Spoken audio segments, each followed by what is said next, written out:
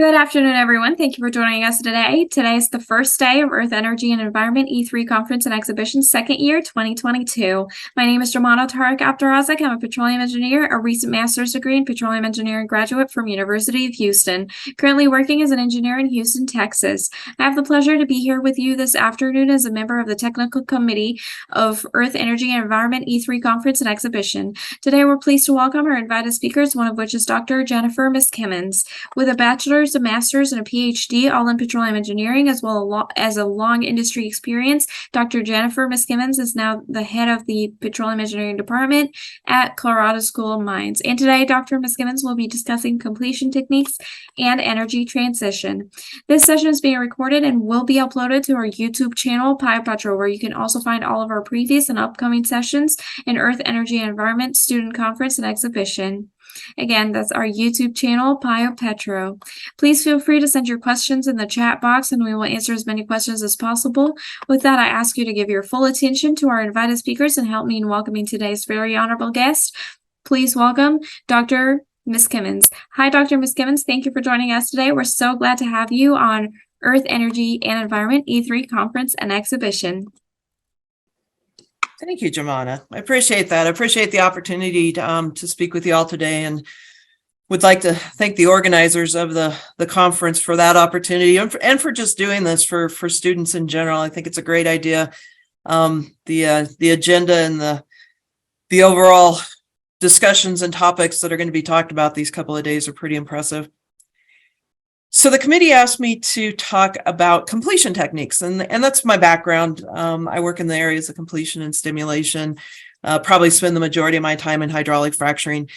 And so, as with a lot of people in the industry, I spend a lot of time in oil and gas, but I also spend a lot of time seeing how some of these areas translate over to energy transition areas.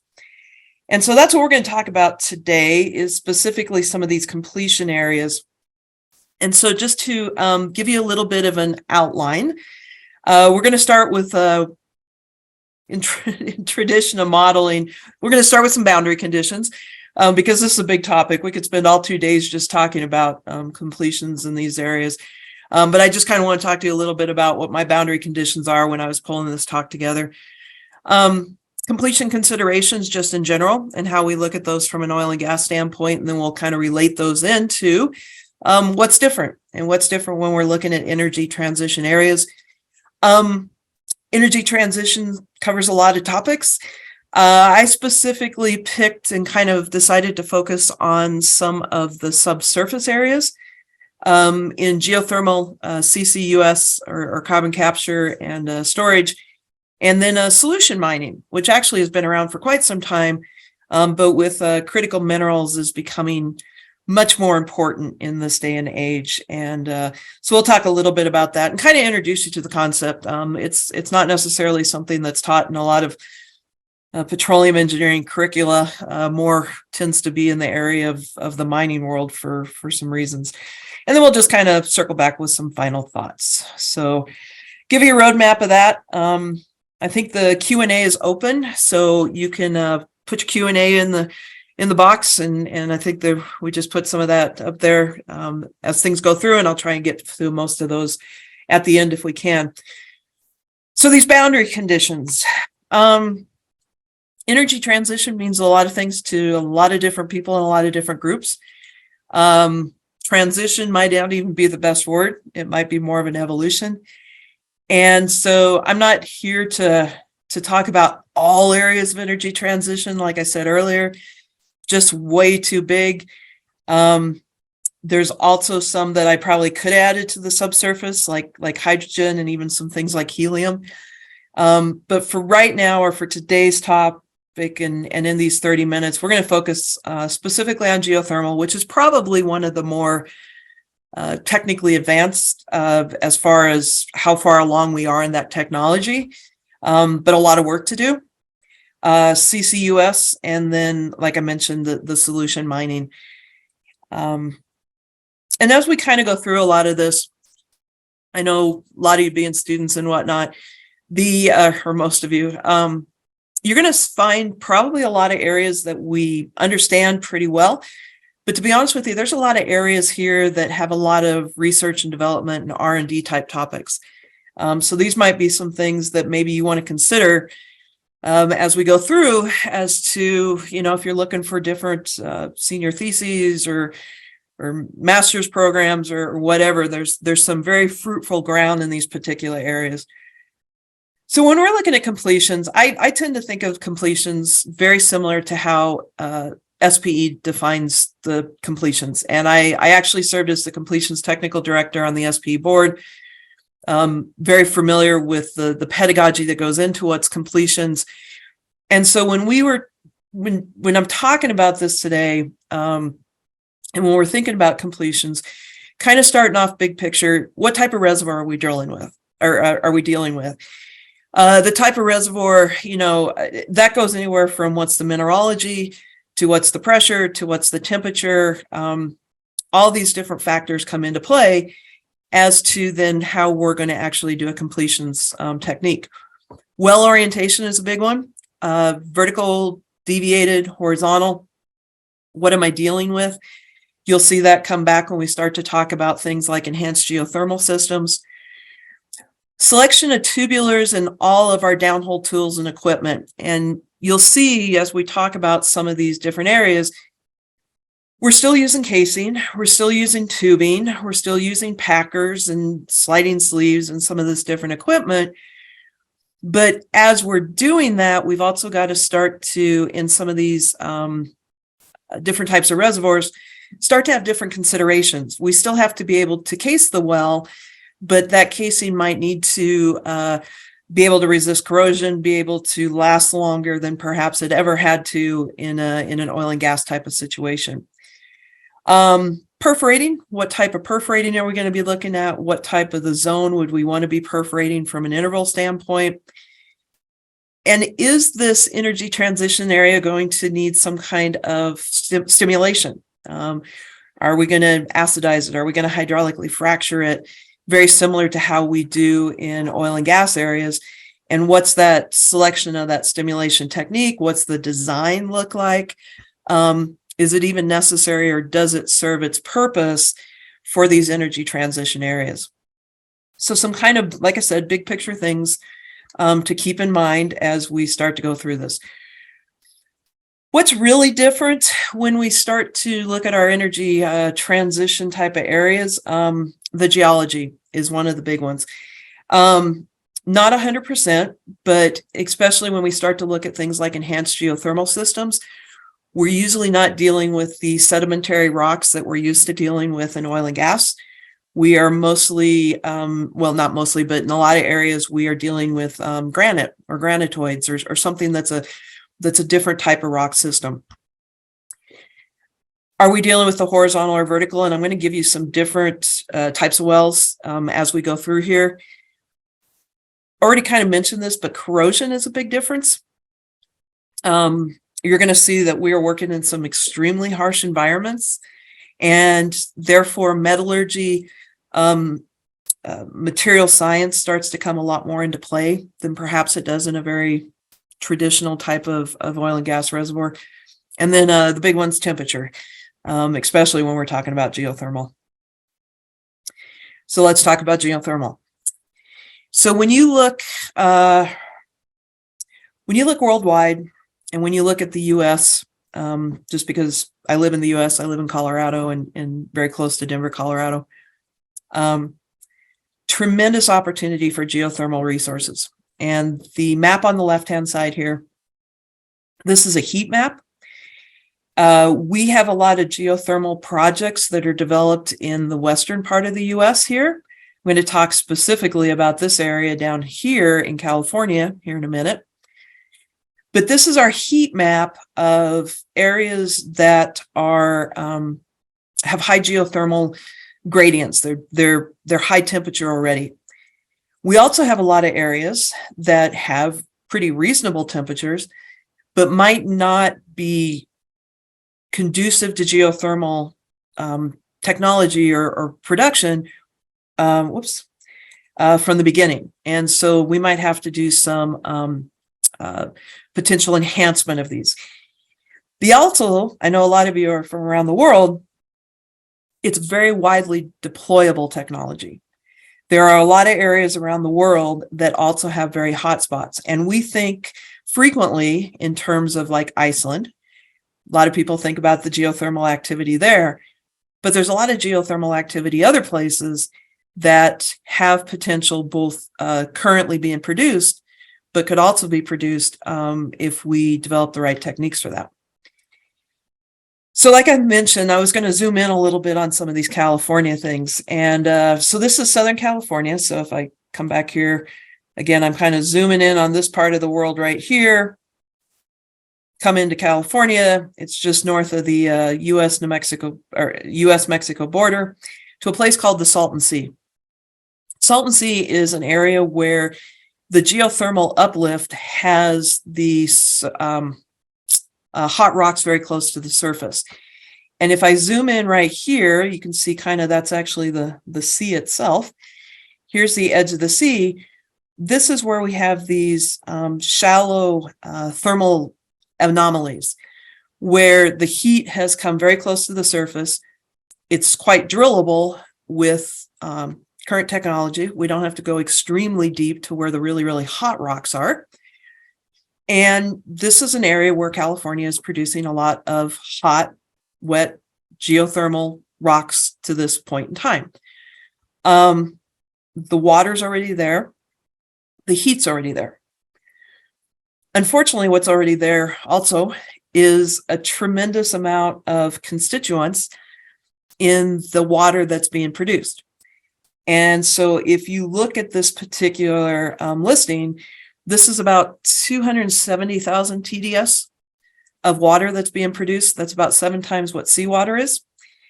So the issue really is corrosion, huge corrosion in these wells that produce great amounts of geothermal energy, but also tend to corrode very easily. So what's been our solution for that? Well, it's been very advanced tubulars. And this is one of the differences when we look at completions in some of our energy transition areas, is they actually run titanium and some other alloys as far as their casing and tubing strings. So they can solve that problem as far as the TDS and the corrosion aspects of it. However, the other problem is the additional issue is cost, because if you think about what casing costs worldwide, someplace, costs go up and down, supply, delivery, demand, that type of thing. But definitely some additional costs when you start talking things like titanium alloys. So there are places that we're producing geothermal naturally. There are also places where we are, as a human race, are trying to enhance the geothermal opportunity in areas that might not have the right combination of factors like shallow, hot temperatures. In fact, the Salton Sea, I failed to mention when I was pulled that slide up, but the reservoir temperature there is about 500 degrees centigrade. So what if I only have a reservoir that's 200, 250 degrees centigrade and doesn't have the water capabilities to generate the steam? Well, in this case, we start to get into the areas of enhanced geothermal systems. And then the United States, our U.S. Secretary of Energy recently announced that the U.S. is putting a lot of money towards geothermal. And the idea is that it's a geothermal shot or an earth shot where they're trying to reduce the cost of this enhanced geothermal systems by 90%, which means that might be of more interest to the consumer who's not paying for as high of energy costs there. And they've predicted that the installed capabilities of some of these EGS systems could greatly increase starting around 2030 and going on into the future. So what is enhanced geothermal?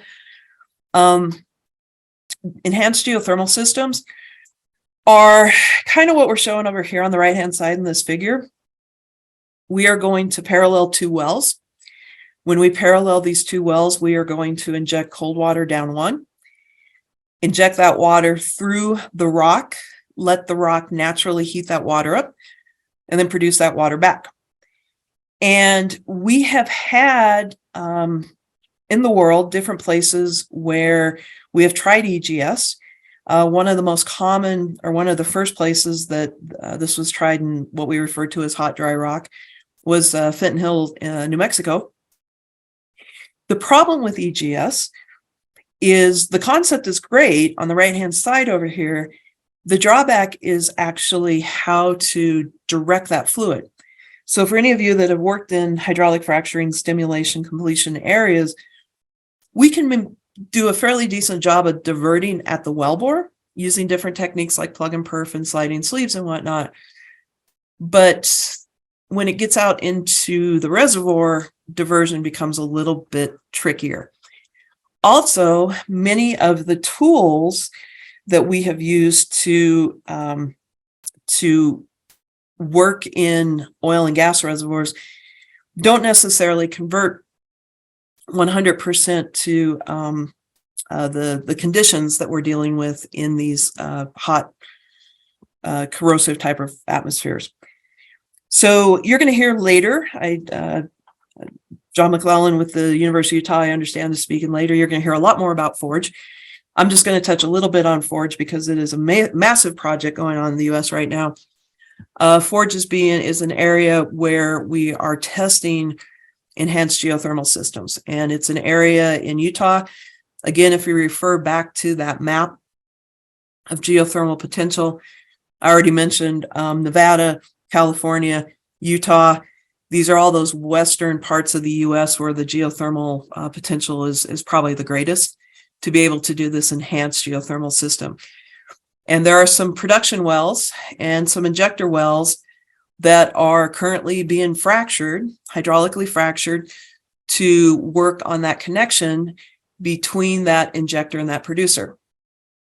The problem, or some of the problems early on that were encountered, were these issues with the temperatures. And this is a packer up here that came out of one of the first wells that basically showed great amounts of failure because of the temperature. The packer and the elastomers that were associated with this packer weren't up to being able to handle the temperature that we were dealing with. Excuse me. And this right-hand side here is just one of the rings that came off of one of those packers. Pulled the packer out, all tore up.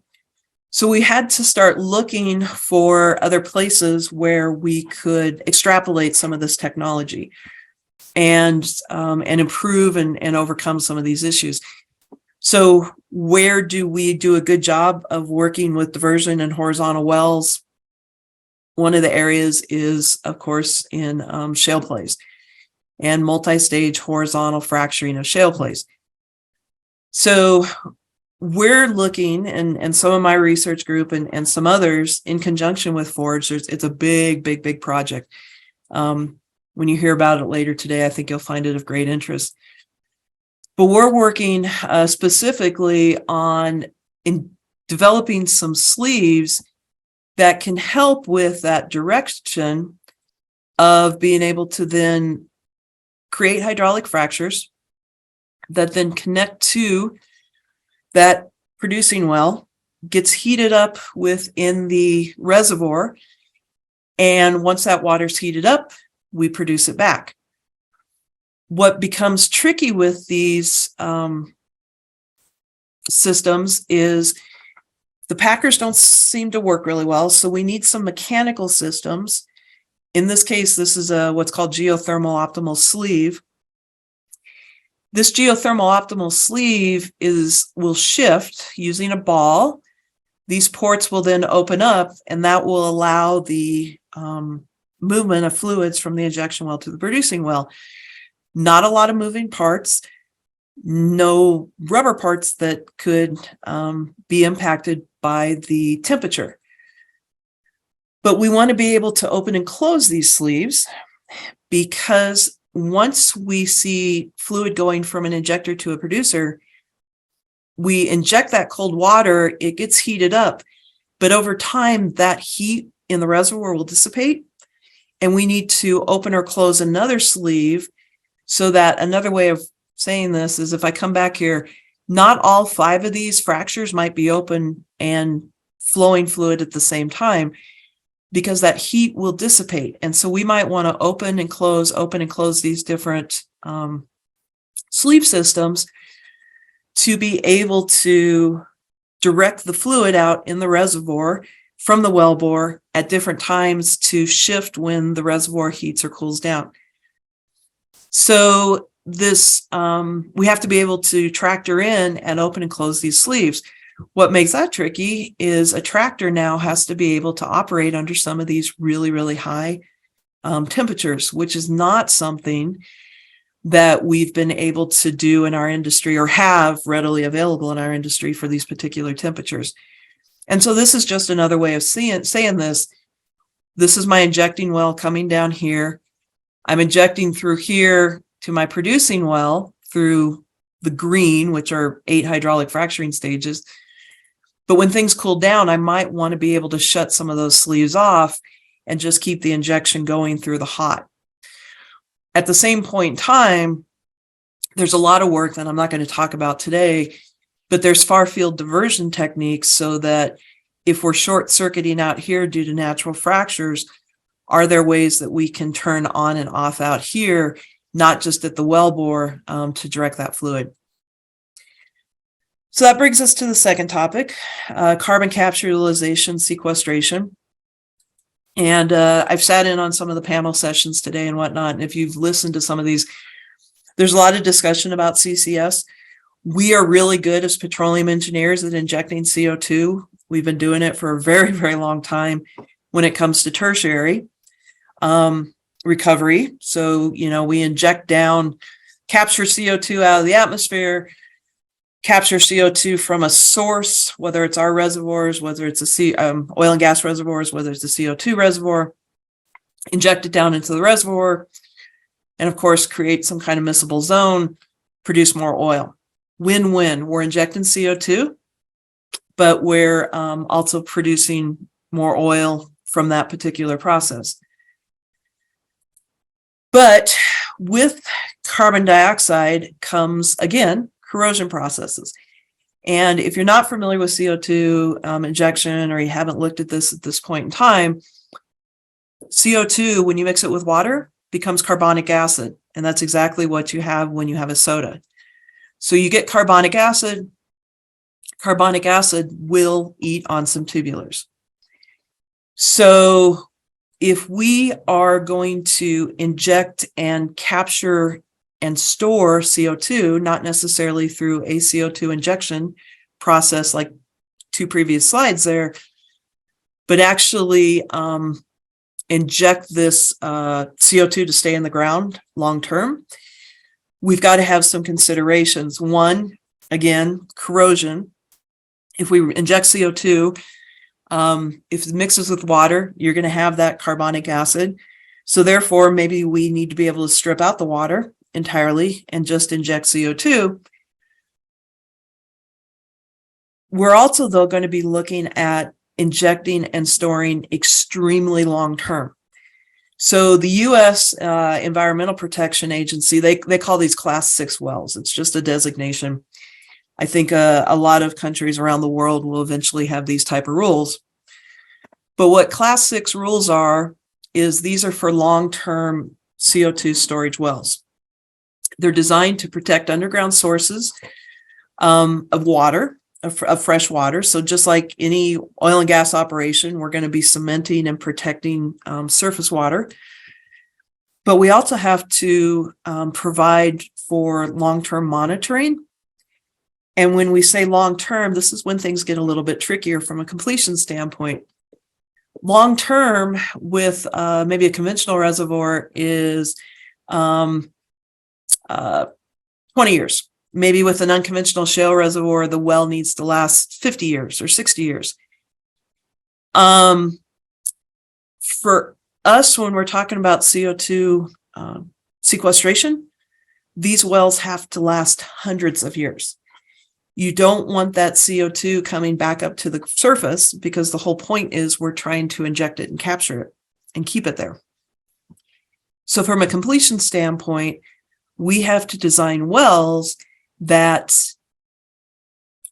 will not corrode, will maintain their integrity from depth to surface, and be able to accept the amount of injection for hundreds of years, much, much, much longer, 10 times what we've designed previous wells for.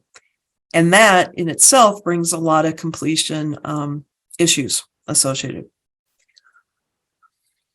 Last thing I want to mention is the solution mining. And this probably has not been historically considered, like I mentioned earlier, a petroleum engineering discipline area, maybe more mining, maybe someplace in between petroleum and mining. But let's talk a little bit about it. Maybe you'll see what I mean. What's made this important, probably more so than in the past, is this concept of critical minerals. And critical minerals goes along with the energy transition hand in hand. A critical mineral, like the slide says, and this definition comes from Geoscience Australia. It's a very common type of definition. A critical mineral is a metallic or a non-metallic element that has two characteristics. Excuse me.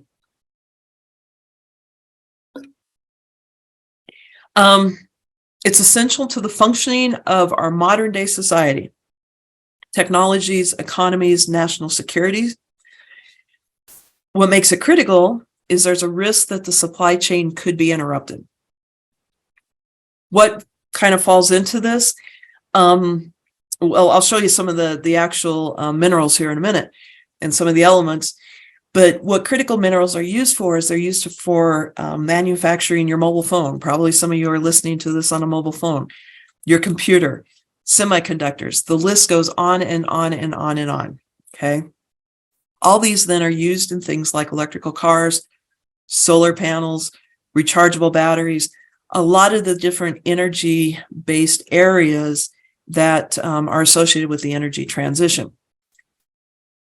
So solution mining, the idea of solution mining, there's a couple of different ways to approach this, is, and this comes from first paper a couple of years ago, I've got a well, and this well, I inject water down into the well. Now notice that there's a cased portion of the well with yellow, and there's a tubular portion right here with the black. And this water actually is injected and circulates, and it dissolves whatever mineral is located there in that salt layer. In this case, it's dissolving the salt. But what comes along with the salt and some of these other potential minerals are some of the critical minerals. So dissolve this salt system, and I produce up the backside a brine. So I inject fresh water, produce up the backside a brine. Here's another one where we're using two different wells. And this is pretty common too. You inject water down here, you create your brine system, and you produce your brine out of a separate well. So here's the feasibility. This comes from Center et al. In 2021. Feasibility of critical minerals to be captured from solution mining. And you can see that there's quite a few in the green that this feasibility has been established, and that we do get some of these critical minerals from the solution mining concept. There are also other areas, though, that we're considering the feasibility as an industry, and whether these wells can, or whether these solution mining aspects can help us with this. The thing about the critical minerals is this process is already currently ongoing. So that Salton Sea geothermal project that I mentioned earlier, if you look at that TDS breakdown, one of the components that they're actually producing is they're not just producing geothermal energy, they're actually also producing lithium. And that lithium that is being produced from those particular reservoirs is being used in battery production. What makes this of interest from a completion standpoint is we have to, again, develop wells that can handle pretty significant volumes of fluid, but also handle the corrosion that might come along with these. The other thing, and I'm going to mention this for all of the areas that we talked about, whether it's geothermal, whether it's CCS, whether it's solution mining, all of these entail injection into the reservoir. Therefore, they also run the risk of induced seismicity. And so that, from a completion standpoint, the volumes, the stimulation technique that we use, all of these need to be put into the completion considerations when we're developing these. So I'm going to flip back to that slide that I used earlier.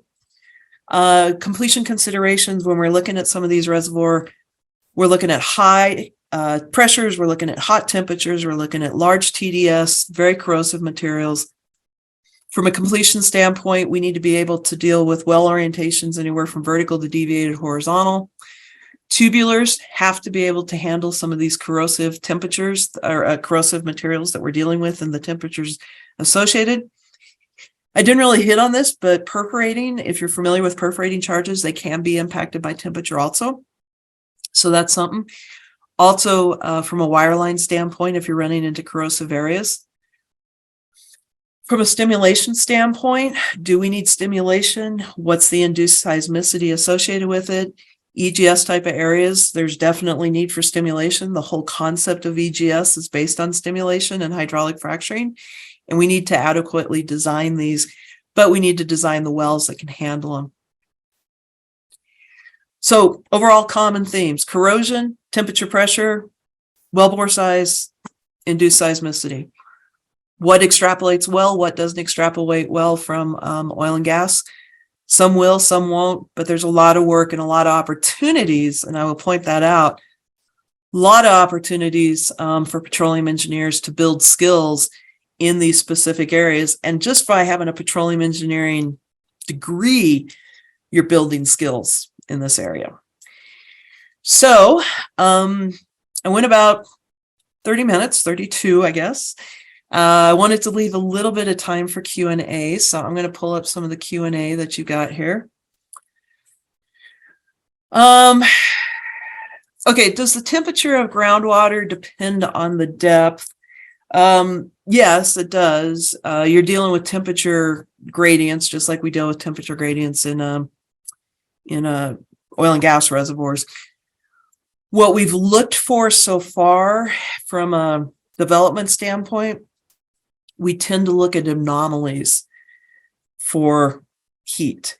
So places where, for whatever reason, structural geology, you have hot systems that have gotten closer to the surface.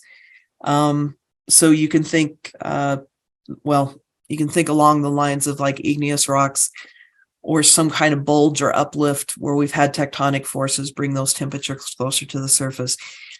What temperature does the become economic or profitable? That's a really great question. There's not a really good answer out there for it yet. There is some additional work being done on heat pumps that can be run into traditional oil and gas reservoirs, even at 250 degrees Fahrenheit. Can't convert that to Celsius right now, but I guess maybe what's that, about 100, 110 Celsius, that actually can generate electricity. However, the scale is really small. That type of heat pump might only be able to heat one house or energize one house versus some of the capacity of some of these geothermal plants is pretty significant.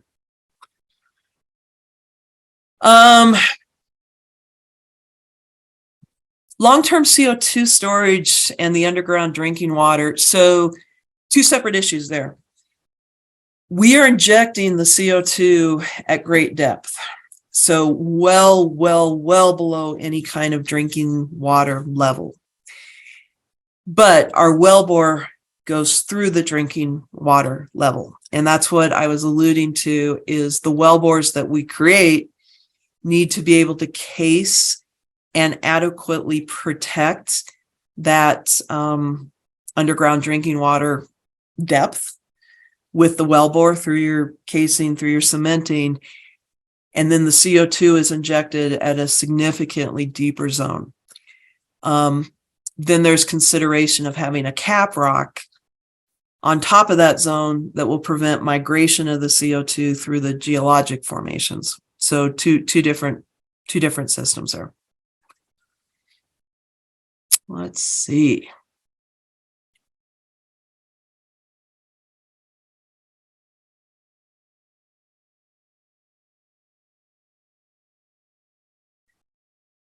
Sorry, I'm just reading some of these. Okay.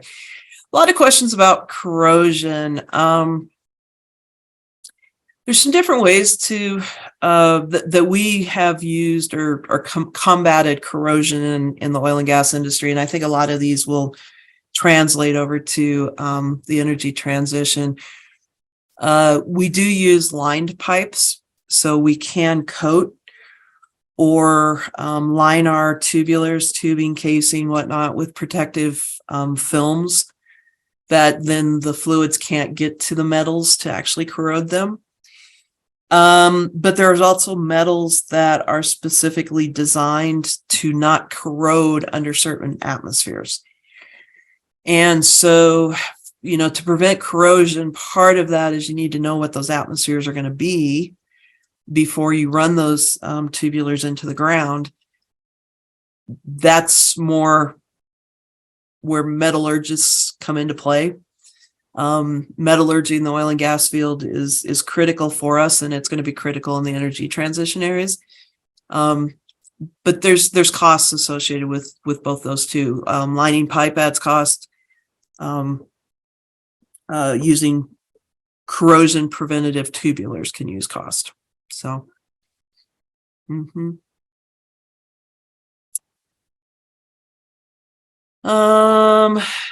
let's see.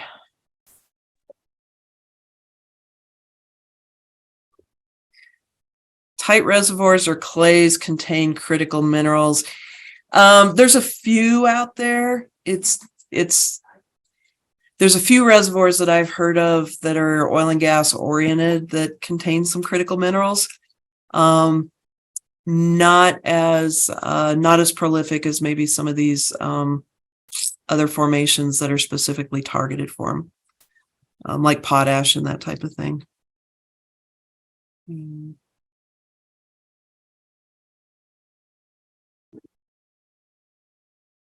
Let's see. Maybe time for one more question. The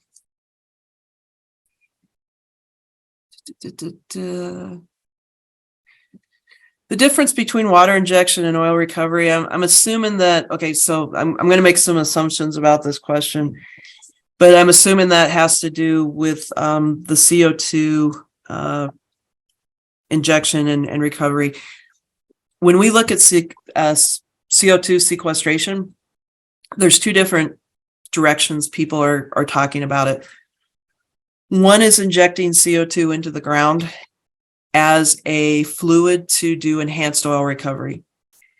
That's what our industry has been doing for a long time. It's just expanding that use to more areas to inject the CO2 and to use the CO2 rather than having it vent to the atmosphere. So from a recovery standpoint, you inject CO2 into a well. It might be injected with water, alternating gas type of thing. We produce oil at the production well, and it enhances the overall oil recovery from a percentage standpoint. When I was talking about the class 6 wells and some of the CO2 sequestration associated with those, that's intended to not produce additional oil. That's intended to inject the CO2 into the ground and keep it there for eternity, not produce back that CO2 to the surface. So both of them are considered sequestration type of systems. It's just your ultimate goal is a little bit different between the two. So it's maybe splitting hairs a little bit, but there is a difference there. So I think we've probably reached time. Dr. Sullivan, how are you? Very, very enlightening. by Dr. MISKIMINS. It was a pleasure having you on Earth, Energy, and Environment Student Conference and Exhibition. Dr. MISKIMINS, thank you for joining us, and thank you everyone for tuning in with us today. Today's session will be uploaded on our YouTube channel, Pi Petro. Thanks again. Have a great day. Dr. MISKIMINS, thank you so much for this talk. My pleasure. I really liked the idea you showed that petroleum engineering and engineers study will continue. I got to get that in there, right? It is absolutely. It is very much like when we moved from regular reservoir, sandstone reservoir to shale reservoirs. We had to develop different technology, new technology in perforation, in fracturing, in equipment, in analysis. Here we are going to move another step. Exactly. I'm glad you pointed this out. This is great. Thank you so much for your presentation. My pleasure. Thanks, Jamana. You all have a good rest of the conference. It sounds like it's going well. So, Well, feel free to join any presentation you want. I might do that. There's a couple. I might listen to John doing the Forge one later on. So, Yeah, absolutely. And Dr. Ershagi is coming next. So yes. Well, tell Raj I said hi, and we'll talk to you all later. absolutely. Thank you so much. Thank you.